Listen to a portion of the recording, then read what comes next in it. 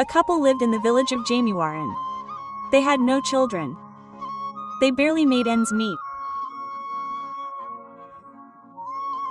They had no farm or barn, only a garden where they grew various vegetables and made a living from it. Once, they planted pumpkins in their garden.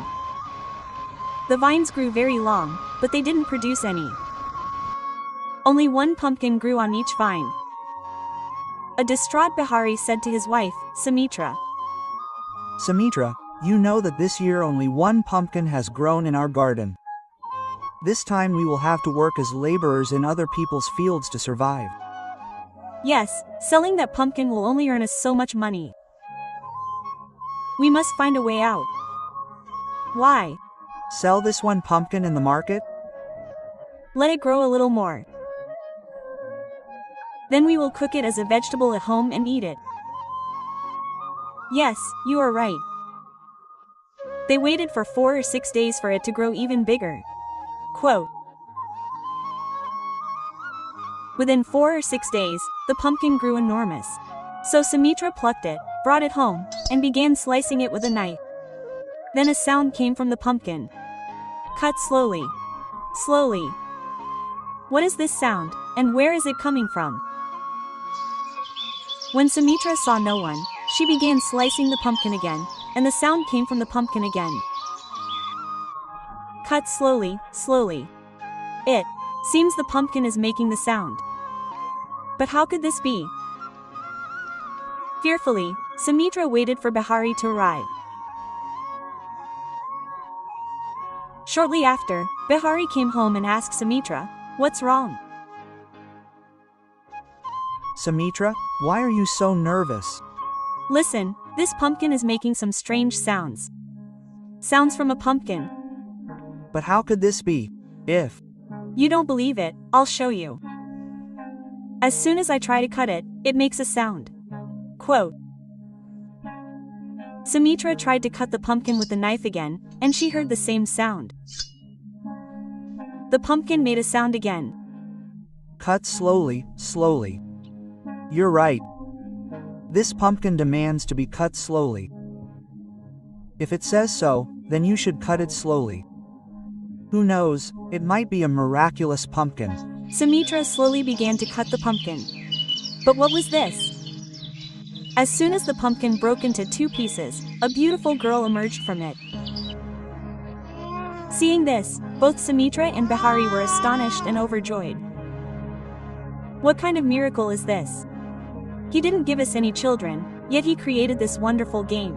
You're right, God is kind to everyone. This beautiful girl was born from a pumpkin. So I'll name her Kavita.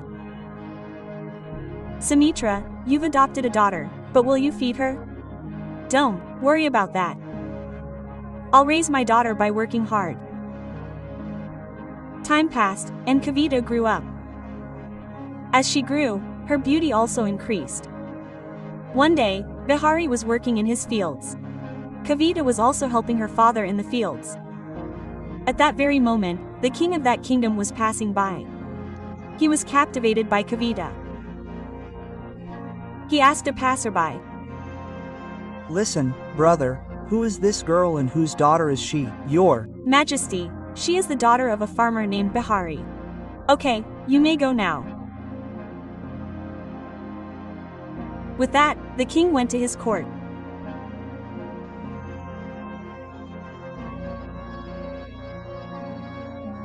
The next day, he summoned Bihari to his palace and asked him, Farmer, who was that girl standing with you in the field? Your Majesty, she is both my daughter and not my daughter. What does this mean? How can this be possible? Quote. Bihari recounted the entire incident to the king. After hearing Bihari's story, the king said, We want to marry Kavita and make her our queen. Your Majesty, will you marry the daughter of a poor farmer? Yes, of course I will. We are captivated by her beauty. Quote.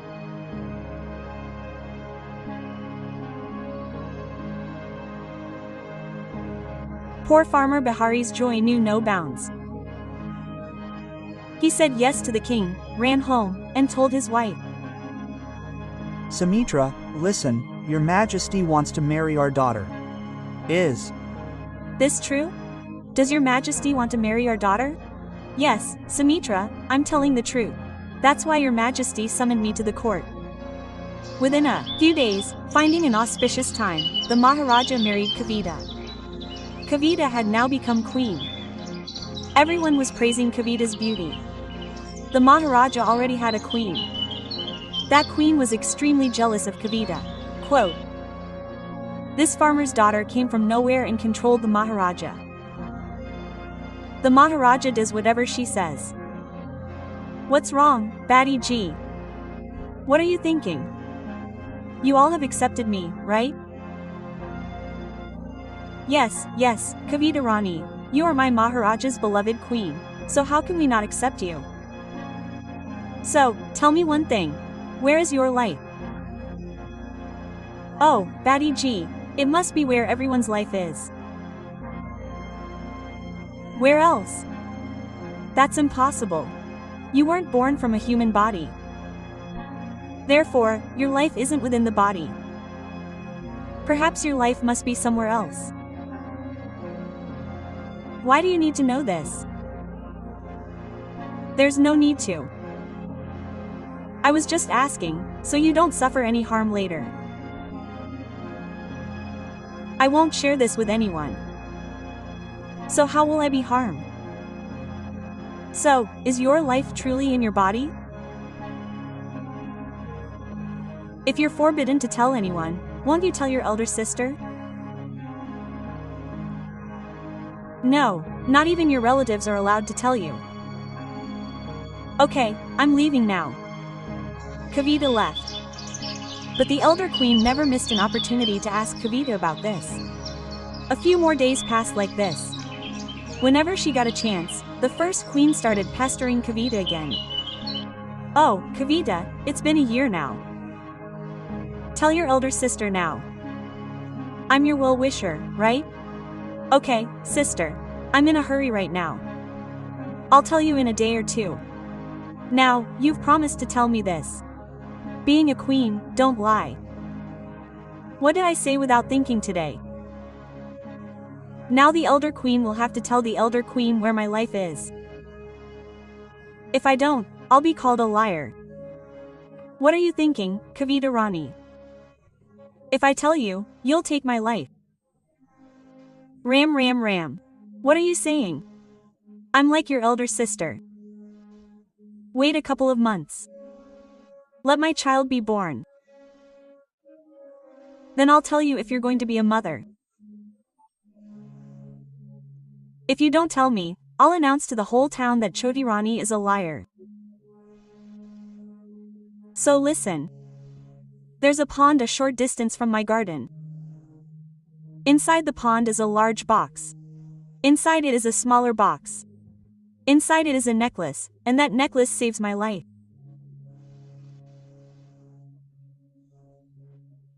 Choti Rani, you're very lucky that your life isn't in danger. Who can take your life? And look at all our lives, where a strangulation doesn't kill us. With that, the elder Rani left. And Kavita, terrified, went to the Maharaja and said, Maharaj, if I die, don't cremate my body. What are you saying, Queen Kavita? No, Maharaj, just listen to me. If I die, have a house built outside the city and have me placed there, along with a bed. Plant a beautiful garden there, and have a well dug. Build it so that there's no way in or out. Be quiet, Kavita. Don't bring up such things. Your Majesty, I'll be quiet any minute. Just listen to one last thing. Have that house stocked with plenty of grain, pulses, ghee, oil, sugar, and so on. After telling the Maharaja everything, Queen Kavita went to sleep. Meanwhile, the elder queen gave one of her servants an order. Quote, listen, soldier, there's a pond a short distance from here. If you dive into the pond, you'll see a box 2 feet deep. Open that box. You'll find a small box inside. Bring it to me. Okay, Queen. I'll finish your task by tomorrow evening. Otherwise, bring it to me this evening. And remember, don't even open that small box. I'll give you 100 gold coins in return. The Queen commanded, and the soldier immediately went to the pond and retrieved the box. The Queen was overjoyed and gave the soldier 100 gold coins. The elder Queen took a necklace from the small box and wore it. As soon as the Queen put on the necklace, Kavita's health deteriorated. Her hands and feet became cold, and she passed away instantly. The king was deeply saddened. Quote, "Dear Kavita," he said, already spoke strangely about death. Did she know she was going to die? I must carry out all the tasks she instructed. Your Majesty, he said. All preparations have been completed for the younger queen's body. No, the queen will not be cremated. Go, soldier, and tell the chief minister that the king has ordered a new ceremonial home be built, just as for a living person. Sacks of all kinds of grain should be placed there. Ghee, milk, yogurt, and so on should also be provided. As you wish, Your Majesty. A house was built for Kavita, and her body, along with the bed, was placed inside. No one was allowed to enter or leave the place. Slowly, a year and a half passed. The elder queen was very happy, but the king remained equally sad. It was a good thing. My plan worked. Now I am the sole queen. So much time has passed since Kavita left this world.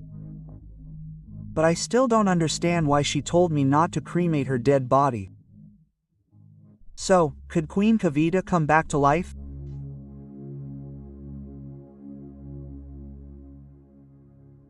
The king now circled outside Kavita's house every day, worried.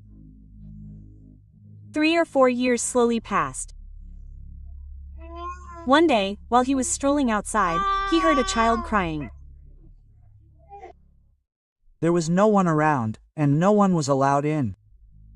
So where was this child coming from? I must go inside this house and check. The king called one of his soldiers, who broke down the door and entered.